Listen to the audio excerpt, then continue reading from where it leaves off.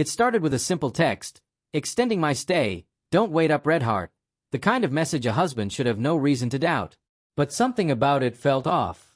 My wife, Emma, rarely used that heart emoji anymore. In fact, she'd stopped doing a lot of little things over the last few months. No goodnight kisses, no calls during her trips, and no real smiles when we were together. She said work was just stressful lately. I believed her, or maybe I just wanted to. But that text, that careless, oddly timed text, cracked the illusion I'd been holding on to. Emma was supposedly at a work conference in Manchester, a 2-hour train ride from our home in Bristol. She was staying at the Hilton, same place her company booked every year. Normally, she'd send me photos of the event, team dinners, presentation slides, the usual corporate show and tell. This time, nothing. No updates, no pictures, just that message. And something inside me whispered, check. That night, I sat on the couch, staring at the ceiling, replaying the last few weeks in my head. The late-night team drinks, the sudden gym sessions, the new lingerie she'd bought but never worn around me. I tried to ignore it, tried to convince myself it was all innocent. But curiosity, once it takes root, doesn't die quietly. I opened her laptop, which she'd forgotten to take. It was protected, but she'd once told me her password, the name of our dog, Milo. The screen blinked awake, and there it was, her email inbox.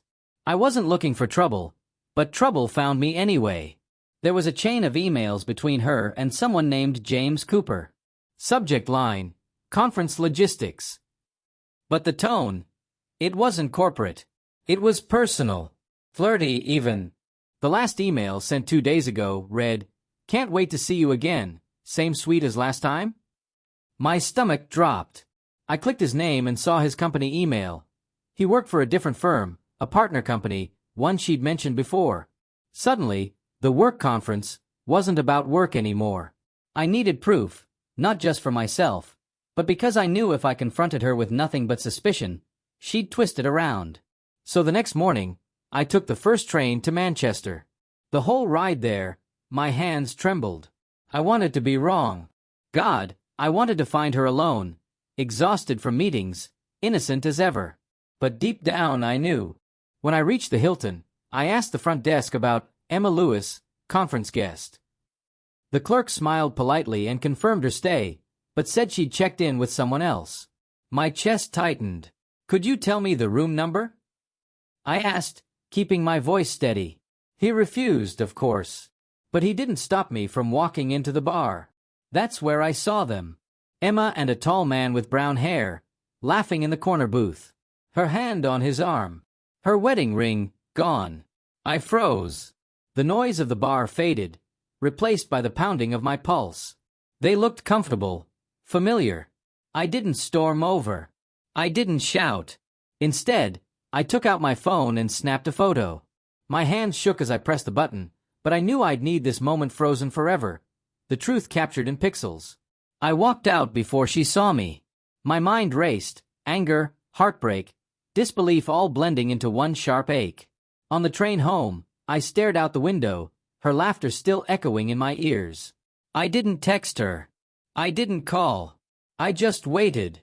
2 days later, she came home. She looked radiant, relaxed, like she'd just returned from a romantic getaway, not a conference. I was at the dining table when she walked in. "Hey, babe," she said casually, dropping her suitcase by the door. "You're early," I replied coldly. Her smile faltered. "Early?" "Yeah," I said, sliding my phone across the table. I decided to extend my stay too. She frowned, confused, then picked up the phone. The color drained from her face as she saw the photo, her, holding his arm, both of them laughing. "Tom, it's not what it looks like," she whispered, voice trembling. I almost laughed at the cliché. "Then explain it," I said. "Tell me what part of it doesn't look like you cheating on me." Tears welled in her eyes, but I stayed silent. "It was a mistake," she finally said. "Just one night. I swear it didn't mean anything." Her words hit like dull knives. Painful, but predictable. "You've said that before," I replied quietly. "Last year, remember?" when you swore the messages with your coworker were just jokes? She stared at me, speechless. I stood, calm but hollow. You told me you'd change, Emma. I believed you. I rebuilt everything around that belief. And now, I gestured to the photo. This is who you are. She broke down then, sobbing uncontrollably, but I felt nothing. Just a numb kind of peace. I picked up my car keys. Where are you going? She cried. Somewhere honest, I said, walking to the door. Somewhere where I don't have to question every word. She begged me to stay, to talk it through. But the truth was, there was nothing left to talk about. You can forgive a mistake, but you can't rebuild on repeated lies. I left that night, drove until the road blurred, until her name stopped echoing in my chest. Weeks passed before the divorce papers were signed. She tried reaching out, sending long messages about regret and therapy and second chances. But every time I read them, I remembered that text. Extending my stay, don't wait up red heart. It was simple, thoughtless, but it ended everything. Now, when people ask me how I knew it was over, I tell them, it wasn't the photo, or the lies, or even the affair. It was that single sentence that told me she'd already left long before I did. Because love doesn't need explanations, but betrayal always writes its own.